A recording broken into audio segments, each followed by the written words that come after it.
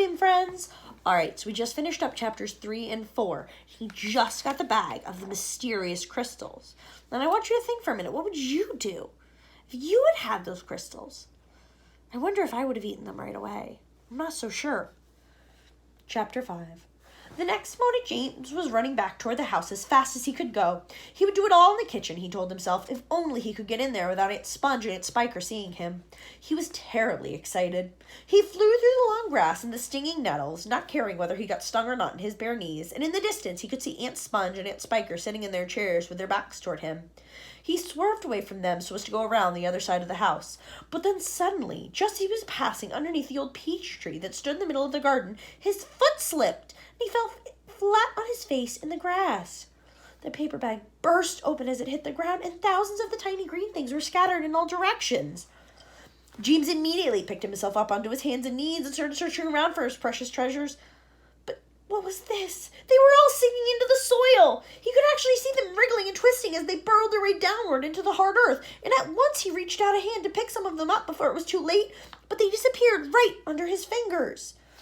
He went about after some others, and the same thing happened. He began scrabbling around frantically in an effort to catch hold of those that were left, but they were too quick for him. Each time the tips of his fingers were just about to touch them, they vanished into the earth, and soon, in the space of only a few seconds, every single one of them had gone. James felt like crying. He would never get them back now, and they were lost forever. Where had they gone to? And why in the world had they been so eager to push down into the earth like that? What were they after? There was nothing down there. Nothing except the roots of the old peach tree and a whole lot of earthworms and centipedes and insects living in the soil. But what was it the old man had said? Whoever they meet first, be it bug, insect, animal, or tree, that will be the one who gets the full power of their magic. Good heavens, thought James. What is going to happen in the case that they do meet an earthworm or a centipede or a spider?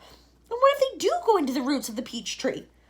Get up at once, you lazy beast! A voice was suddenly shouting in James's ear. James glanced up and saw Aunt Spiker standing over him, grim and tall and bony, glaring at him through her steel-rimmed spectacles. Get back over there immediately and finish chopping those logs, she ordered.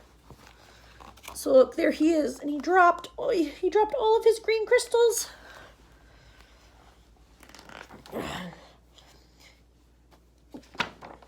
I skipped a page. Just like I do when we're in class. Aunt Sponge, large and pulpy as jellyfish, came waddling up behind her sister to see what was going on.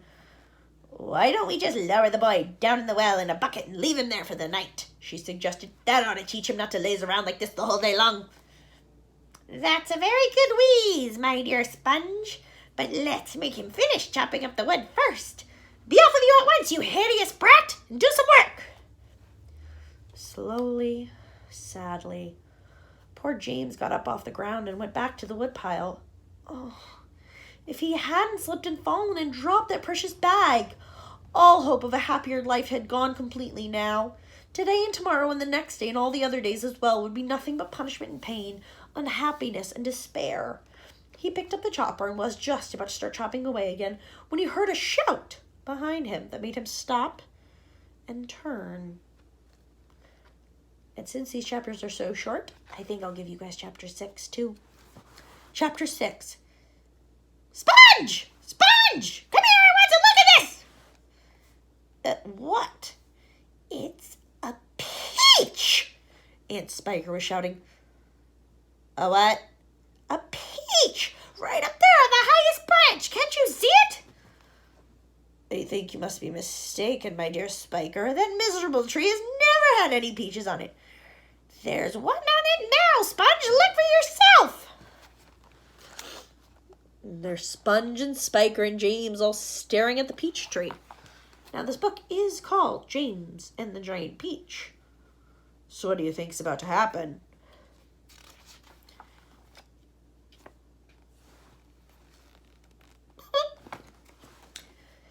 You're teasing me, Spiker. You're making my mouth water on purpose when there's nothing to put into it. Why, that tree's never even had a blossom on it, let alone a peach. Right up on the highest branch, you say. I can't see a thing. Very funny. Ha ha. Well, good gracious me. We'll all be there really is a peach up there. A nice big one, too, Aunt Spiker said. A beauty, Aunt Sponge cried out. At this point, James slowly put down his chopper and turned and looked across at the two women who were standing underneath the peach tree. Something is about to happen, he told himself. Something peculiar is about to happen any moment. He hadn't the faintest idea of what it might be, but he could feel it in his bones that something was going to happen soon. He could feel it in the air around him, in the sudden stillness that had fallen upon the garden. James tiptoed a little closer to the tree. The ants were not talking now. They were just standing there, staring at the peach. There was not a sound anywhere, not even a breath of wind. And overhead the sun blazed down upon them out of a deep blue sky. It looks ripe to me, Aunt Spiker said, breaking the silence. Then why don't we eat it? Aunt Sponge suggested, licking her thick lips. We can have half each. Hey you, James, come over here at once and climb this tree. James came running over. I want you to pick that peach up there on the highest branch, Aunt Sponge went on. Can you see it? Yes, Auntie Sponge, I can see it. And don't you dare eat any of it of yourself. Your Aunt Spiker and I are going to have it between us right here, right now, half each. Get on with you. Up you go. James crossed over to the tree trunk. Stop! Aunt Spiker said quickly. Hold everything! She was staring up into the branches with her mouth wide open, her eyes bulging as though she had seen a ghost. Look, Sponge, look! What's the matter with you? Aunt Sponge demanded. It's growing, Aunt Spiker cried. It's getting bigger and bigger. What is? The peach, of course. You're joking. Well, look for yourself. But my dear Spiker, that's perfectly ridiculous. That's impossible. That's...